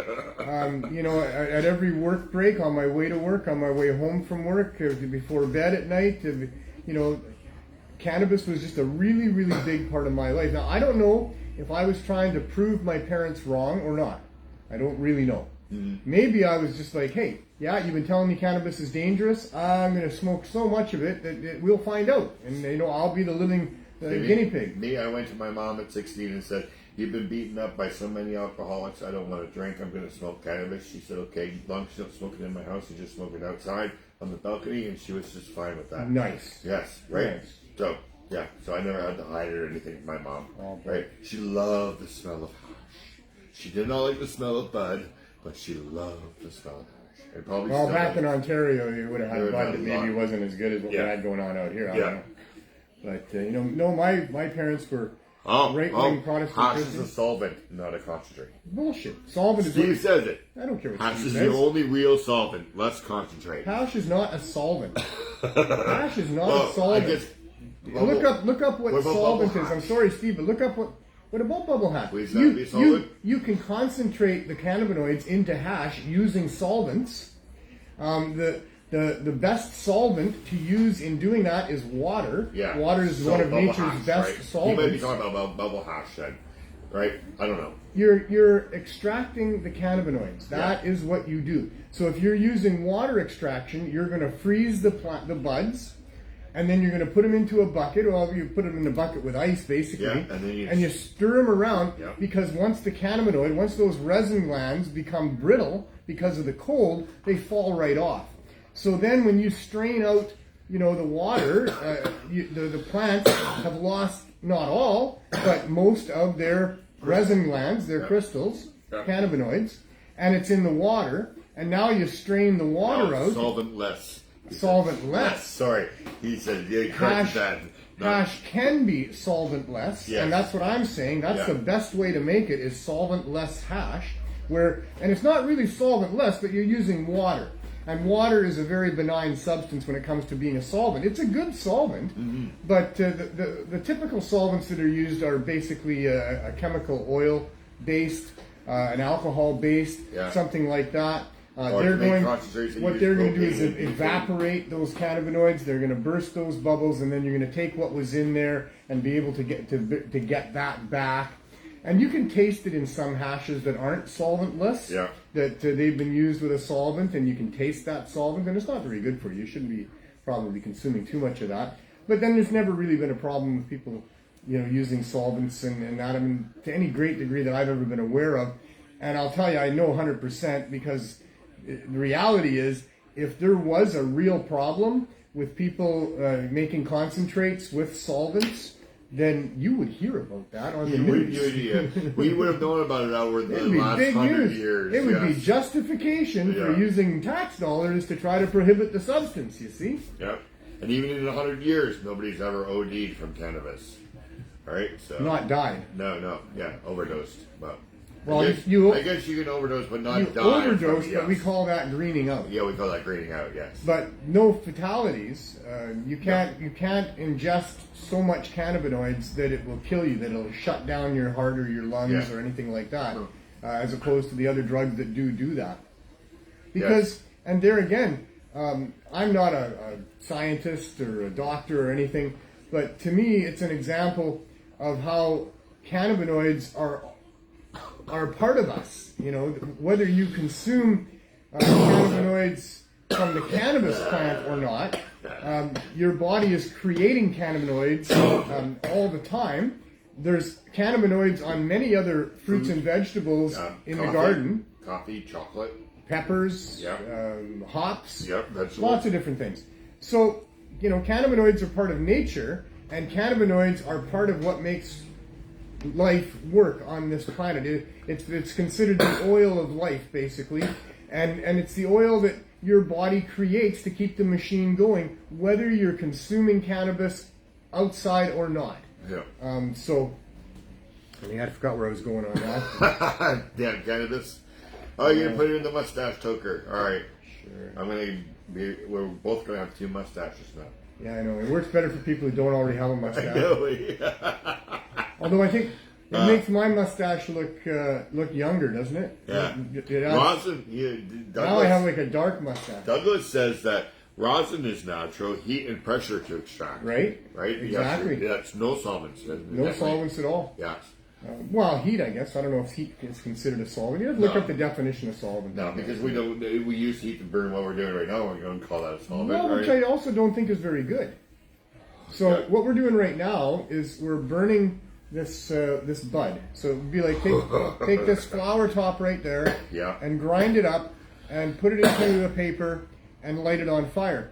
What you're actually trying to do is get the cannabinoids. That's what we're after. That is what the cannabis is really. With the heat, right? With the heat, exactly. So heat is good. vaporizing the cannabinoids is when you use a level of heat that doesn't burn them to a crisp, but it releases, it evaporates the outer shell of that crystal, of that resin gland, the cannabinoid, and allows the vapor to come out. So that's what happens there. When you're doing it in here, you're doing exactly the same thing. As this hot end is drawn backwards towards you, the heat is vaporizing the cannabinoids that are this side of that hot ember. But that hot ember is made up of carbon, and that is the plant matter. That's the dried leaves and other parts of the flower. Mostly it's just all not well-formed leaves, which is the plant matter in there. And that stuff is probably not great to be inhaling like that. Yeah. It's carbon, and it can irritate the throat. There's really no medical value to it. There's no euphoric value to it. So you think that the cannabis plant was probably more for like our salads and for edibles and baking? What, you mean when God made it? Well, yeah, so that we could get it into our bodies because we need it in our bodies. So you think when God made the cannabis plant, he was like, okay, I'm going to make this plant that, well, they could smoke it, but probably they should put it in a No. See, I don't see any of that going on. I don't see any of that going on. Well, they would eat cannabis leaves and stuff. 100%. The Egyptians had it in their tubes. Oh, for sure. Yeah. So it's a viable food source. Right? They maybe called it a salad back then, but we call it a salad. They probably ate the tops and the leaves. I mean, it's nutritious. It's a good plant to eat. You would not get high, basically. Yes. Because the resin glands that are within the variety of different resin glands that are there that have the THC in it. Oh man. So you're saying that when the Egyptians were using it, they were using it to get high. They were using it as a health benefit because they weren't burning it. They weren't. Well, we don't know. Don't know if they were burning it or not. Well, they didn't have a way of doing it unless they built it like a sand oven or something like an oven, right? You don't think that the Egyptians would figure out how to smoke cannabis because they wouldn't have a machine? I guess, probably. They wouldn't have the technology for it. Pipe for it. Yeah. Yeah. No, I'm sorry. Yeah. I don't mean to tease you, but that's okay. But no, seriously. So the THC becomes Delta 9. There's a transition that happens when it gets heated up by that burning ember or by a vaporizer machine where it's heated up. Mm-hmm. And prior to it being heated up, it's not Delta 9, it's THCA. And THCA does not get you high. Oh. There could be a bit of a body stone going on if you just ate a bunch of these, potent cannabis tops there. They think maybe St. Paul's conversion on the road to Damascus could have been because he ate, and Chris Bennett he postulates that there could have been some cannabis that he ate there that caused some of that hallucination because he ate too much. That's what Tony says. In the old days, people used to eat cannabis, not smoke it. It wasn't until it was made illegal that smoking was made popular, so it was easier to detect by cops. That's what I believe. Well, in North America. Yeah. But throughout history, I mean, certainly in India and other places in those areas, there was people using cannabis, burning it for ceremonial purposes. I mean, the Catholic Church had cannabinoids burning in their incense things, and they would fill the chamber with that. Wow. They would bring it around and let people inhale it. Yeah. Oh, that was cannabinoid. Oh yeah. So here's my theory on it, and it's just a theory. It I don't know what basis it has in any fact anywhere. I mean, like I've told you many times on this show, we try to find the truth. Yeah. And there is what is fact, and there is what is opinion, and it's up to you, the viewer, to recognize when it's opinion and when it's fact. Here's my opinion. I think that newly arising primates becoming humanoids were at some point wanting to capture and conquer fire. Mm. And so that some of those amongst the groups would have the motivation, the inspiration, or just the job of figuring out how to help get fire to help the group. Yeah. So there was a fire master within the groups, is what I'm trying to say. Eventually that was what would have evolved. The fire master would have been great at figuring out how to start a fire. You could either capture a fire that's already going if lightning strikes somewhere and you can get it and keep it going. Mm-hmm. But to be able to manufacture fire, well, that took sparks and it took very flammable, dry material. So as these fire masters were finding and seeking out the material that would ignite quickest, I think cannabis would have been a great candidate for that because of the way the cannabinoids light quickly, it burst into flame. So I think that the cannabis plant, the dried, from the previous season, whatever, now laying on the ground, all dried out, but still lots of cannabinoids on there. I think that would have been a perfect product to use for making a fire. Yeah. So that being the case, if that was the case, I don't know. Yeah, we don't know. We weren't there, right? That they would have been inhaling those vapors. They would have had some of these spiritual experiences with the cannabinoids, just because the very nature of the fire was doing that. Yeah. So I think they learned about the spiritual nature of the vapors from that plant. I think that's why it became part of ritual and ceremony within the Indian religious traditions and the Catholic traditions and all of that stuff as well. Mm-hmm. So I think that the humans have had a relationship with inhaling cannabis for millennia. What's the question really on that? Is $15? I believe so. Thank you. Live TV. Live internet. Yeah. Okay, is there anything I didn't cover here? No, we're getting close to 5:30. So Health Canada received 112 requests from licensed producers. No, 1,211. Sorry. Oh, okay. Health Canada this past year received 1,211 requests from licensed producers to be able to export cannabis to other countries who have medical cannabis programs in place. Like New Zealand. Where they charge you $300 an ounce. Health Canada approved 1,147 of those applications. Which is a difference of, let's see, 353, 60, 64. 64.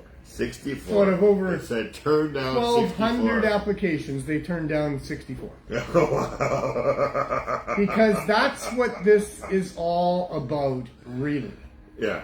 It's about Canada being a player in maintaining the illusion and the lies that support having a highly and tightly regulated cannabis supply controlled by the government, and they can export cannabis to other countries who aren't so liberal in allowing licensed producers within their own country, but have had to bend to allowing for some medical use of cannabis.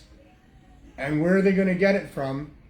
The licensed producers in Canada want to be the source and sources of that cannabis globally because it's lucrative as can be. Yep. More lucrative out there than it is here.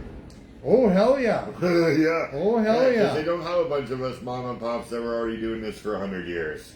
Oh, absolutely. Right? Absolutely. Yeah. That it is not about the domestic market that all of this legalization is about. It's about the importing or the exporting of cannabis. Yeah. And so, but they still need to maintain their protection racket here and maintain the illusion here that cannabis is this commodity that probably should be tightly controlled and blah, blah, blah. I'm waiting for the statistics. We're 5 years into so-called legalization, which isn't real legalization, but it has resulted in a whole bunch of people using cannabis and statistics being able to be kept for all of these different things. For the last 5 years, yes. And there's no mayhem and people driving on the sidewalks and, if the statistics are going to bear it out. But the statistics will save us, in my opinion. Last week we talked about that one, that they're going to try to do the driving one, but they have to change the law first before they can even do those testing. So we're 5 years into it, and they can't even do that because we have to change laws first. Yeah. So do you think they've really done some testing already? They're in no rush, Glenn. They're in no rush. They're in no rush. That's true. That's true. I mean, if they were really telling the truth and if they were really servants of ours, then these statistics that I'm talking about that are going to save us in the long run would be very well put out there already. It would be like, wow, this is actually quite the commodity in our marketplace now. Violence has gone down incredibly, on the domestic front. The use of commercial tobacco and alcohol has declined. We're a friendlier society. There's a bunch of different markers that they would be exploring. That's what these people do, these stats takers. But you know what they did? You don't see the news, but I did. But they did it. They've been testing wastewater. Right. And they've also noticed that more Canadians are using cocaine now than at any other time now. But the two cities who had less were Toronto and Vancouver. I see. Yeah. So cocaine. So they're testing our wastewater for that. So why don't they test our wastewater for cannabis too? Right? They would be able to get some information from that, right? If they can do that. So cocaine is a big thing. Yes. In rural Canada amongst people that are employed and have to submit to drug testing, and that's the entire oil industry, most of the lumber industry. It's a lot of the street maintenance stuff. Yeah. They test people for drugs, and cannabis shows up after days and days, up to 30 days later. You can still be testing positive for cannabis. So it is not the drug of choice for these people that are subject to drug testing. Okay. But it's in your hair. It's in your hair. Yeah, they can test your cocaine use through your course. hair. Not just that drug testing. Well, cocaine primarily does not show up on the testing that they do for it. Yes. Okay. Because it's not the target of the war on drugs for the most part. Okay. Because cannabis has a reputation of not being valuable in the workplace with respect to production, but perhaps cocaine does. The people that are working in these areas are making large dollars. And they're wanting to cut loose. They're wanting to feel that they have that money. They want to experience it. And so what are they going to do? They're going to buy themselves some champagne and some cocaine and some caviar, some personal services or whatever it is. A boat, a nice car. But that's part of that scene, and it's been part of that scene for a long time. Yeah. Wow, eh? No. It's true. What else did I miss before we? I don't know. Not much. We're good. No, you don't know my. I'm looking at it. I don't know it, but I can see it. Well, still all the war on cannabis and all the rest of it, all the restrictions revolving around growing it, still also are applying to hemp, but it's being more and more relaxed all the time. And this is great because the increase in the use of hemp is really becoming a good thing. The hemp fuels, hemp materials and composites and plastics in automobiles, hemp homes, hempcrete, hemp beauty products, and all those sorts of things. CBD, for that matter, quite well accepted. Sold. Maybe you can buy hemp hearts and put them in your food. Exactly. So here's this plant again that has all of these benefits and all of these uses that has for all the 100 years here in Canada, a little bit longer in the States. They've been on this major campaign on behalf of the corporate elite to annihilate that from our society, and that included hemp. I mean, the battle for growing hemp, was waged back in the day, and farmers won, but still highly and tightly regulated, and all these restrictions that don't allow it to be used for all that it could be used for. So back to your point about what would the world be like had we been able to embrace hemp. I mean, so much different. And the good news is that there is an increase, a large increase in the use of hemp and hemp products. Well, that's good. So good. That's maybe good. It was even on my list. Maybe our kids will finally be able to have some hemp products. Well, they can, and you can now too. And you could buy hemp textiles in the past. Oh, I've got some hemp pajama pants. But were they produced in Canada? Is the question? Yes, right? they were. And that's the thing. They never used to be. Yeah. So there's a big increase in these sorts of things going on. There's secondary industry that is building up around hemp. The restrictions are being loosened, so that's all great. We bought a roll of hemp and made clothes from it. So they used to have to send the hemp grown in Canada all the way across the seas to the Philippines or someplace like that to produce the clothing and then ship it back here for sale. And that's why it was always so expensive as well. And the carbon footprint, of course, the value of cannabis in reducing the carbon footprint is completely offset by all that travel. I don't know if that hemp was made in Canada. I just know it was bought from a Canadian company, so where they could have got so you're not sure where they sourced it from? Not the source. Okay. No, but there are. I'm not going to say that, right? Yeah. There is more use of these things on the rise, and hopefully that is the future as well. But I was always thinking that the lumber mills, we can get rid of those and just transform them to make them into hemp processing places. It's a mill. That's what we need to do with hemp. So let's retool the places that we already have built. Save a lot of money because the guy doesn't have to build a brand new business out of it, right? Just retool it and let's do it. Let's Canada be the leader of maybe some exports and some hemp too. Right? Yeah, I think they can. There are industries that can live side by side, and there's really a reason for that as well. Yeah. Tree and forest maintenance means that there are trees that have to come down, that have to be dealt with. Wood and lumber is a viable product to use in a variety of different ways. I don't think that industry should go away. No. I just think that they shouldn't be doing the clear cutting that they're doing at all. Yeah. That there should be a proper way of managing the forests that allows for forests to thrive and for that industry to continue to thrive as well. But the value of hemp composites and hemp building materials, like boards and things like that, should be rising and thriving right along with that as a very viable industry as well. Mm-hmm. What else? Right, you were going to say something. I know you're Steve interested. says, great show. Stay safe and medicated. Thank you, Steve. Well, we're not quite done yet. No, but he's got to go. Oh, you got to go. All right, Steve. Well, he's good to not see you, but to hear from you. Yeah, he's a truck driver, he says. You can watch the rest of it later. You never know. You might miss something. He's a truck driver. He's getting some of our stuff, our goods. Well, thanks for tuning in. I appreciate that and taking part. I love all you people, even though I can't see you. I get a feeling that you're there.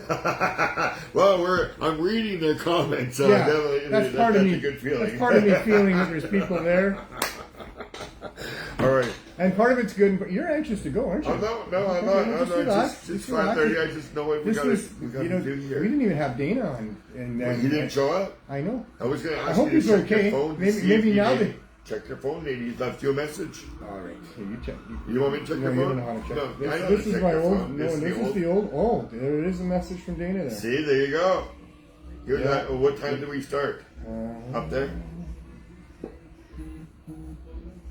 2 minutes. I'm here. Where? Oh, you're somewhere else. He went to Cannabis Culture. That's why he's not here. And then where is your studio? I'm still here. Thanks, Rob. I'm sorry. Oh, man. Oh, he's been here before. Oh, man. No, he's interviewed. I've interviewed him here before. I was going to, when I got sat down, I was going to suggest that you take a look at your phone, and I forgot. I'm sorry, Dana. I'm sorry to all of you. Yeah, we were going to. Dana would have been a great guest, and it was next week. There was things I wanted to know next week from him. So yeah, we'll try to have him on for next week. We'll give him the correct address. Oh. Wow. I've done the same thing. I've gone to a studio when I was supposed to go somewhere else. I forget what that was all about. But anyway, I'm very sorry, Dana, that I wasn't paying attention to my phone. I turned it off for the show, as opposed to Glenn probably, although his camera's up there. My phone's up there. I don't know. So you couldn't even message. You would have had to get in on the chat. Yeah. That's what could have happened. Dana could have popped up on the chat and said, "Hey, where are you?" Up on the hat. Yeah. So very sorry we didn't get Dana here, but we did have an awful lot on the agenda anyway for today. Well, we've covered a lot of good stuff, I think. It's important because I remember when I didn't know, a lot of the stuff that we're talking about here. Yeah, so it's knowledge that's good for people to have, especially when you're trying to make sense of something that really doesn't make much sense. A world where we're supposed to have public servants and they're supposed to be looking after our interests and protecting us, and yet here they are, spending a whole lot of time and our money and effort in trying to make sure that we're restricting our access to this plant that everybody seems to want to use, and you know what I mean? It's so confusing and hypocritical, and it's difficult to understand, why that's the case and what that's all about. And so we're here as messengers trying to deliver the message of what's going on. This is corruption. This is about money. This is about, the want to control what we consume and produce so that it profits those that really have control over most of society and what society produces and consumes. And so there's a lot of these details and things to understand that are nuances to really getting the full picture of how this came to be and what it's all really about. And so that's kind of what the show is about from week to week, and so happy that we're able to do some of that, and hopefully and we do get good feedback, and I get good feedback myself privately as well from people. Comments and stuff like that. And it helps, right? It keeps us going. We know that we are helping people understand things. And sometimes when you ask a question, old information pops into our head that we had never thought of before, and we are able to share it. I learned shit too. Yeah, exactly, right? So, the lounges are still under attack and needing to be protected. It's another ridiculous area of so-called legalization, this fake legalization, where, mostly to stick it to cannabis culture more than anything else. But no, it's part of their overall scheme to really corral and oppress the cannabis consumers, that we don't get a place that we can meet and congregate and fellowship with each other and consume cannabis together. And so that there's attacks happening on the lounges. The lounges are not part of the Cannabis Act. And so that the Cannabis Culture Lounge has been under attack more of late as well. You could write a letter and support them and speak of the need for these things, the value of these things. I mean, there's so many. I don't have to go into them here. I'm sure you all have your own understanding of why it's important to be able to have some fellowship and communion with like-minded people over our favorite herb, and how not having that ability really handicaps people and ousts them from society, basically. I mean, we have many tourists coming to Vancouver. They want to partake in the herb, but there's no place that they can go other than Cannabis Culture Lounge. Hotel room. Well, but even to find other like-minded people in this new town that they're visiting, these people want to have a place where they can go and meet other people that like consuming cannabis. Yeah. And the government doesn't want to allow that to happen, and it is absolutely ludicrous and ridiculous and outrageous. So please help cannabis culture not only stay alive themselves, but for other lounges to be allowed, throughout British Columbia, cannabis, and the world. Should take a bunch of couches out to Victoria Square and set them all up, and we'll all sit there and smoke and show them what it would be like if we were out on the street.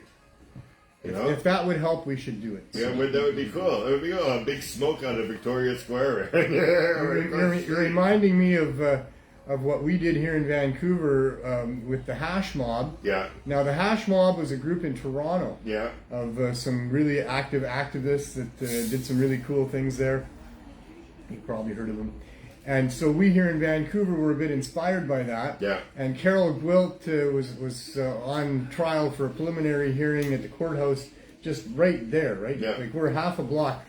Well, the Herb School, Vancouver School of Drug War History and Organic Cultivation, that for 3.5 years provided access to cannabis to people at Main and Hastings here, that was like a block and a half, so it was just one block over, right? Yeah. So during Carol's trial, right at 4:20, like we left the back door of the Herb School at like 4:15 or 4:10, right, all carrying tables and chairs, nice, and we set up right in the front of the courthouse there, a big cafe, and everybody got their bong going, they got their joints going, and nice. So that was a moment in time for sure. No, that's great. It's always a great moment. A hilarious trial of Carol Gwilt and the Decline Cafe days, where the government have to do that. Not hilarious, not hilarious from Carol's point of view, but the humor I mentioned before, the drug war, this attempt to prohibit cannabis, in our society. It is horrible, but it's also a source of great humor.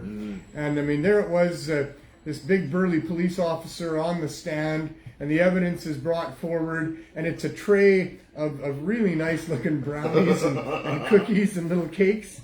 And this is the evidence, and Carol, I mean, she couldn't look more like a mother than I mean, she's just the atypical stoner for sure, looked like Martha Stewart basically. Yeah.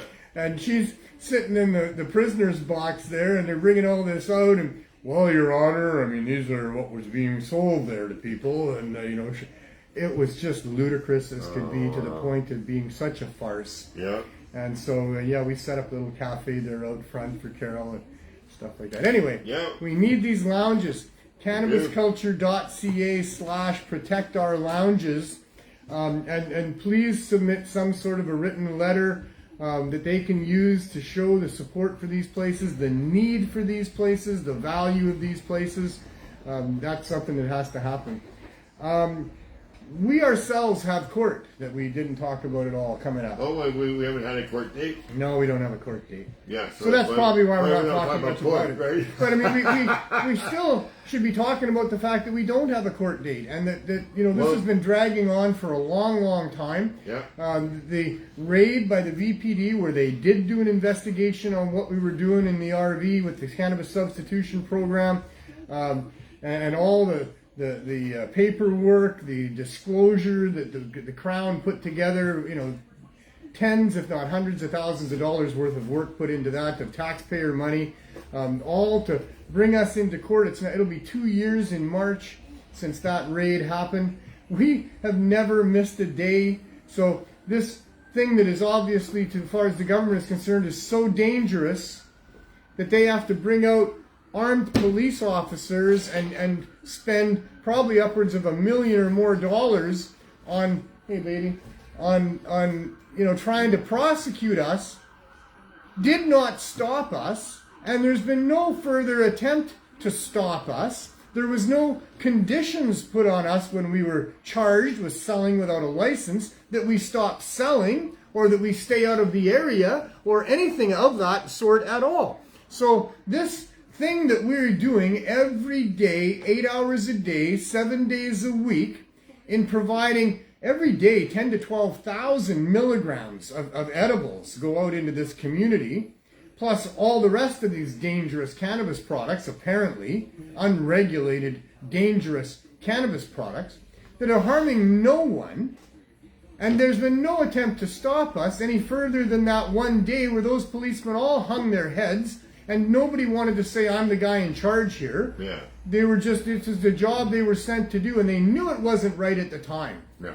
So, if it was so dangerous and harmful in some way to society, what it is that we're doing here, that they need to spend $1 million and they need to bring in all these policemen and they need to arrest us and charge us, then why are they allowing it to continue for almost 2 years since? Without any more interference, other than the recent harassment by parking. Yeah.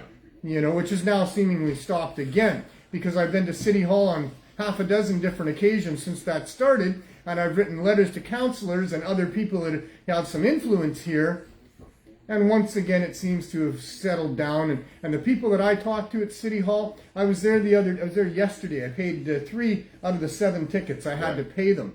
I thought that maybe they could not. You got to dispute them to not pay them. Yeah, and you got to dispute them before a certain date on the ticket, and I missed it by a day, and then 2 days, and then 3 days. You said you were so those 3, I didn't get done, but the other 4, I still have a couple days, and I'm doing it, and we'll dispute those and see.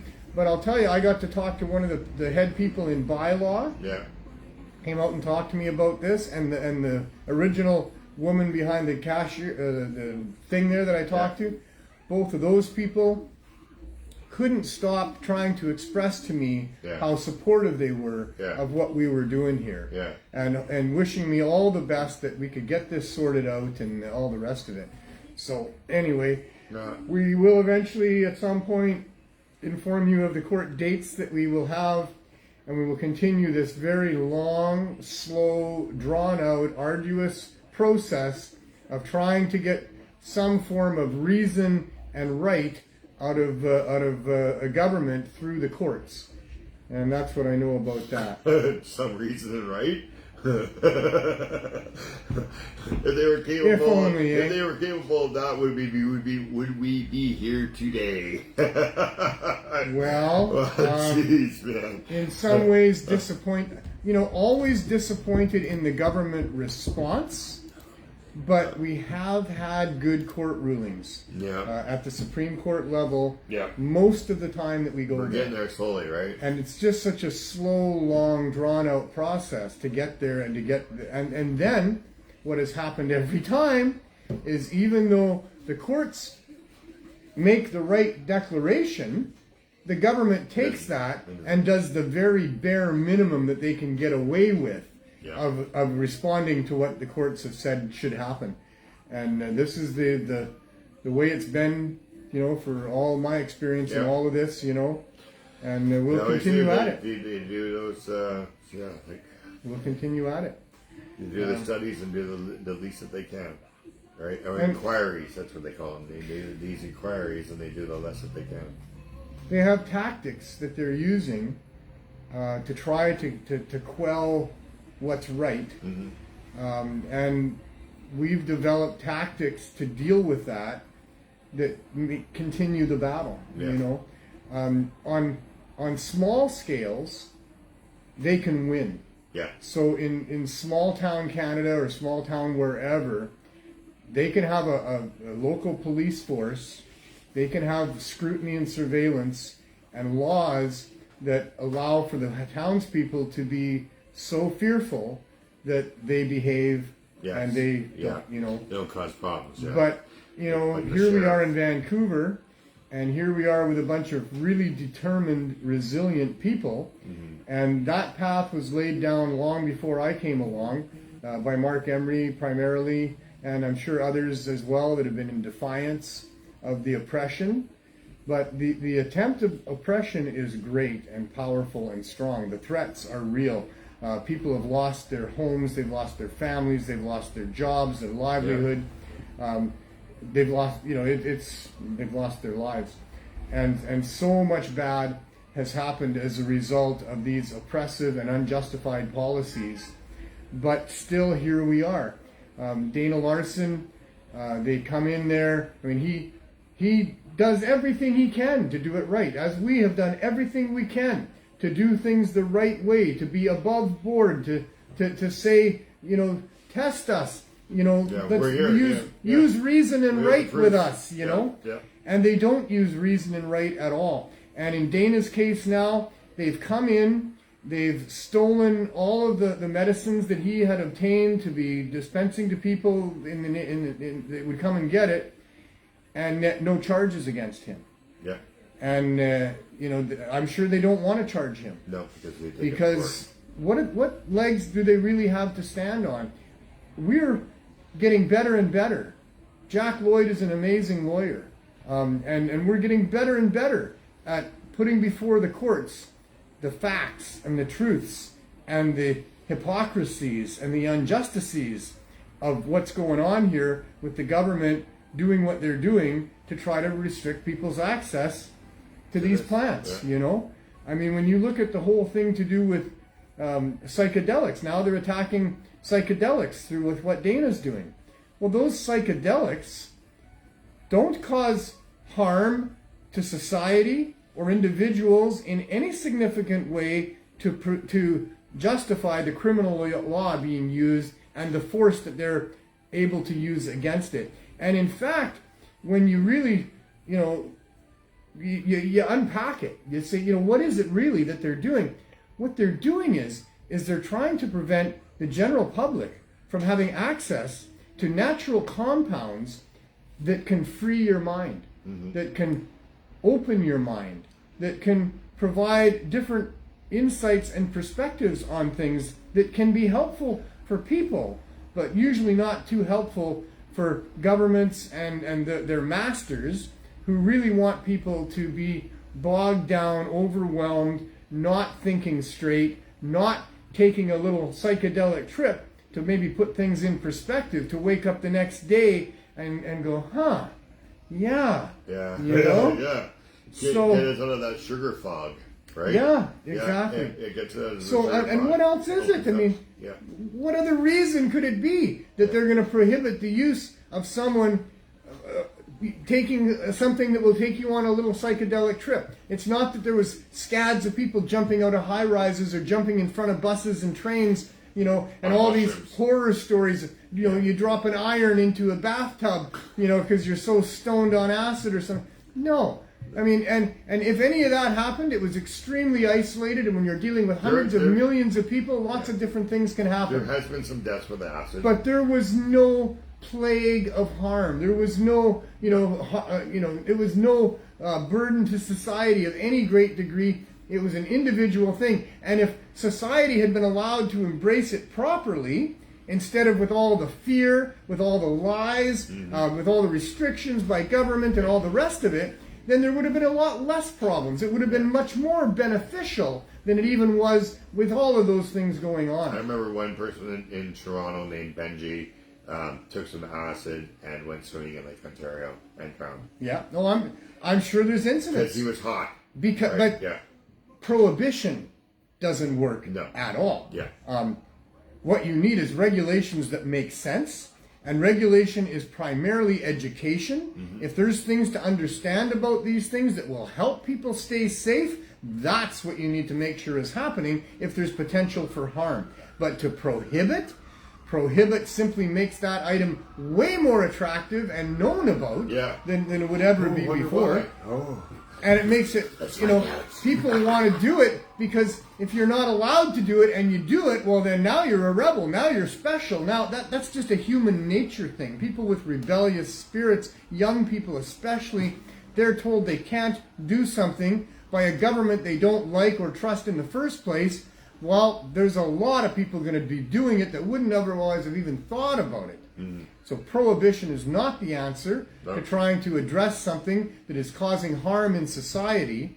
Education is. Proper regulations. That makes sense. But prohibition makes zero sense, except it makes money.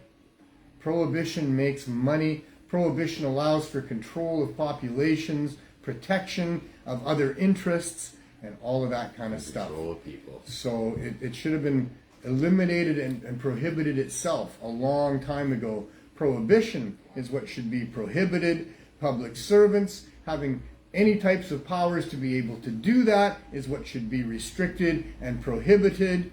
These are the lessons that we need to learn from this.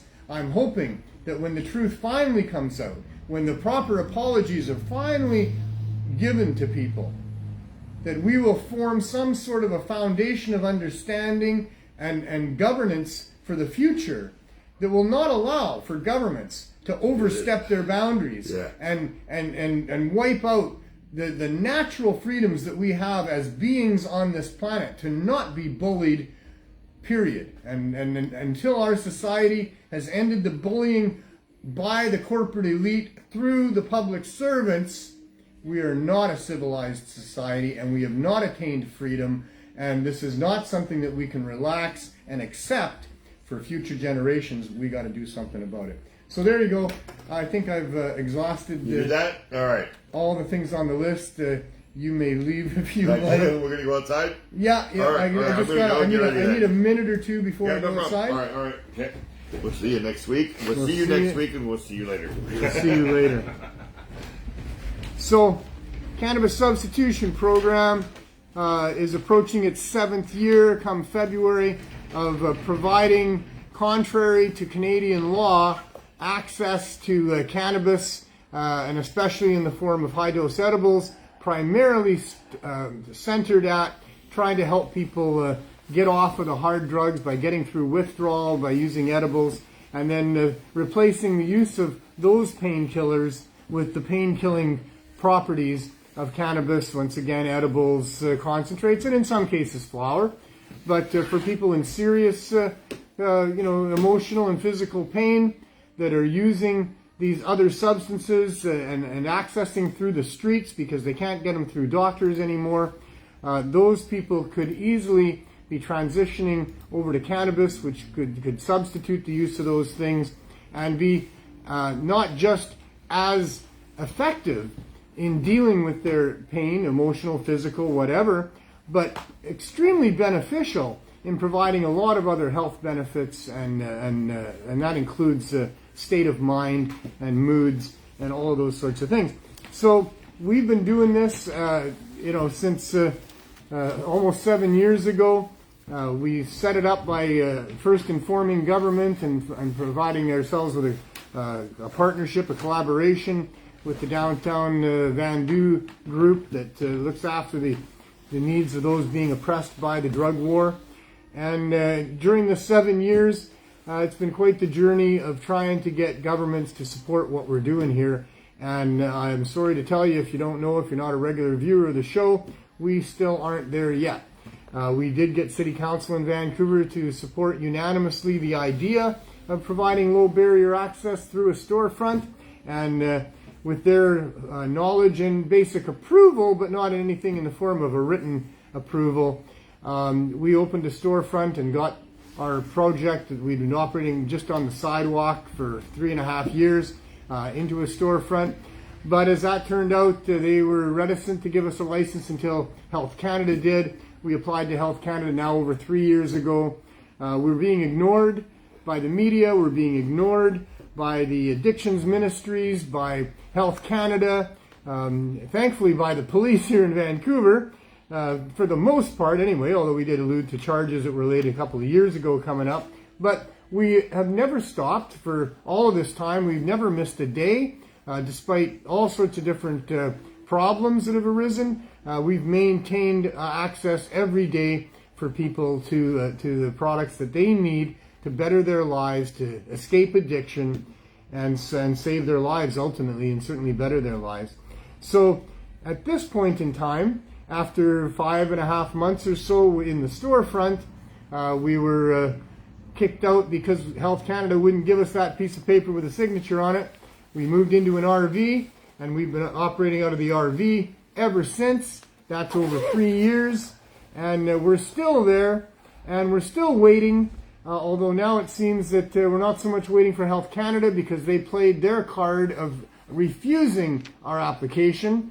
Now it's back in our court, where at some point we will be given a court date for our judicial review of that decision, and then another court date subsequent to that one, a little farther down the road, of a constitutional or charter challenge against the delinquency of Health Canada in not providing support and a license for what has been more than proven to be by far the best harm reduction initiative, citizens initiative in this public health emergency.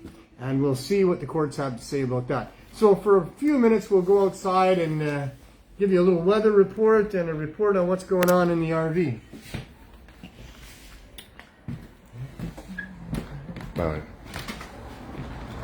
Oh, well, there's the RV. It's dark in Vancouver. It is. It's been actually quite a nice day. They were calling for rain, but for the most part it's been a nice, cold, there you go, windy fall day where the trees are in beautiful color. But man, I'll tell you, today I'm sure that these trees lost at least 50% of their leaves, and over the next week they'll probably lose them all. So, but we're expecting a week of rain. We're not sure whether that'll transpire or not. You can't really trust the weather reports. You can make a pretty good living in Vancouver betting against the weather people. And pretty much you stick your head out and see what's going on, and that's how you tell. We've had to move the RV. So if you've watched previous episodes, we usually go to the other side of the lane. But we were harassed by the parking department and given tickets, 7 of them, for parking there, more than 2 hours, overheight vehicle after 10 p.m. And then the engineering department came along and they put up signs that say it's a temporary passenger zone now, so you get 5 minutes to park there. And I suspected that was quite a bit to do with us, but I changed my mind about that. I had a nice chat with the people from the engineering department that came here. We have construction across the street that takes a whole lane of traffic away, and during the daytime there's only 1 lane of traffic that gets up here with the parked cars on the side. So there's needs for emergency vehicles on many occasions here in this neighborhood, and a couple days before the engineering people were here, we'd had quite the afternoon with emergency vehicles, first responders. There was a couple of deaths that afternoon in one of the buildings down the road a little bit. And there was all kinds of traffic tie-ups and parking issues. And so the engineering department decided that they would take the first 3 spots, and it would be a passenger zone, so that cars wouldn't park there. They would just be there to pick up and go. And if there was a need for emergency vehicles to have a place, they could have a place. And not only that, there's like an old folks home kind of right there. And ever since we've been here for 3 years parked there, those people have had to come out and walk up the sidewalk to get into the handy darts, and they think that these people should be able to get it right in front of their building, and I completely agreed with all of that. That all sounded very reasonable to me, and they said they had no problem with us parking our RV up in this section over here. And once again, somebody from City Hall saying to me, really support what you're doing here. We wouldn't be involved in any harassment whatsoever. We think you're doing really good work. So here we are. This is the new spot. I don't park here overnight anymore. 2 of the tickets I got were for parking an oversized vehicle after 10 p.m. I didn't know that was a thing here in all my years in Vancouver, but apparently it is. So it's a blessing in disguise. We've had this thing broken into so many times. I just understood it was the cost of doing business. It secured a parking spot, which is important, and what else can you do, right? We don't leave anything in there. We put signs up saying there's nothing in there, and it still repeatedly gets broken into. I just today had the window on the driver's door replaced again. I had it replaced a week ago, and 3 days later, broken again. I even saw the guy on my video camera swinging a sock full of rocks at it. It didn't break. I came out. He was gone. I went back to bed. Half an hour later, I'm looking out the door and I can see the window is broken now. I guess he just went to get a bigger rock. That's it, yeah. But in any case, now I don't leave it here at night. I do have issues in the morning getting the right parking spot. But, you know, it's a bit of an art if you do it right.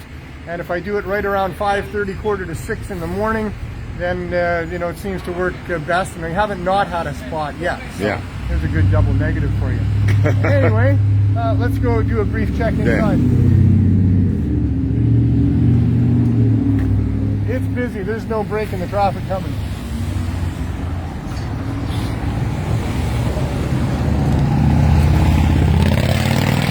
Hello. How's it going? Not too bad. How's it going? That's going all right. It's got some battery power remaining. Yeah, can it go down a notch, maybe? It's already down. It's already down? I'll go grab the other battery. It'll right. last for another 20 minutes. Oh, yeah. Okay. Oh, yeah, we've got experience. It's a 20-minute warning? Yeah. Oh, no, he says it's already gone off before. Okay. We'll play it as it goes. I see well, we did have another camera. Oh, yeah, well, I can turn it back on. Yeah, there you go. That's not a mic, that's a camera. Or No, that's a light. It's not, It can't flash. Yeah. it's not a mic, it's a camera. Yeah, that's it. It's neither of those. Can't believe everything you hear on the Truth, Hope, and Change show, apparently. But in fact, I'm kidding a lot of the time. I mean, I hope you people all know that. You people. You people. You people. You get in trouble for that one. Which, how are you people doing? Great. That's good. Give him a moment on camera. Sorry. You people? There you go. There, yeah. Well, I was getting out of the way for the guy coming in the door. You know, they've seen my ugly mug way too much. So. Yeah, there's the other mug. The other mug. He's trying to tell the truth on the Truth. The 3 mugs. The 3 I know that's the truth. I hope it can change in the future. I'm just not sure it can. Probably. We were just talking about nanotechnology earlier. You know? Yeah, there is all kinds of it's an interesting future. What, AI? Scary. Well, so many different things. Nanotechnology. In We this got to case. fix George's eyes. Check out what I got today there, Neil. Is that a Ken Foster? I got No. a Dempsey. A Dempsey. There's some good Oh, old street art that we get down to Nice. sometimes here at the RV. That's beautiful. That is that's amazing. great. Yeah. Wow. There you go. There's a message there. He's holding a fistful of cash and he's got his middle finger up there. Yeah, it's my money, not theirs. There's a message there. Hey, Ron. I'd like to ask him what the real. Ron says hi to the staff. Say hi, Ron. Hey, Ron. Well met. There you go. Very good. So another day with the Cannabis Substitution Program, doing what we do here. You know, defying the government, which we shouldn't be defying a government. They should be supporting us, but they're not. So we continue to defy them until they do. What I wanted to mention about Dana is that these tactics that they have in trying to shut us down aren't working here in Vancouver, and they haven't, because people are resilient and they're determined. And Dana was open the next day, restocked, continuing on business as usual, and us as well. You know, we're not stopping. They can't stop us. They can take me out. They could take these people out. There's a whole bunch of other people lined up, ready to go. We're going to continue to do this until the right thing happens, because it's not about us. It's about something extremely important. It's about the future for our children and their children, and whether or not they're going to live in a world where governments can oppress citizens on behalf of the rich and the elite, or whether they're going to live in a world where we have actual public servants who are limited, accountable, transparent in what they do, and actually working to protect the rights of each individual sovereign person to live their lives, to do what it is they want to do, as long as they're not harming somebody else in any significant, demonstrable way. You get to be you, and governments have no business telling you what you should be doing with your business. So we'll keep up the good fight. We need help. The more the merrier.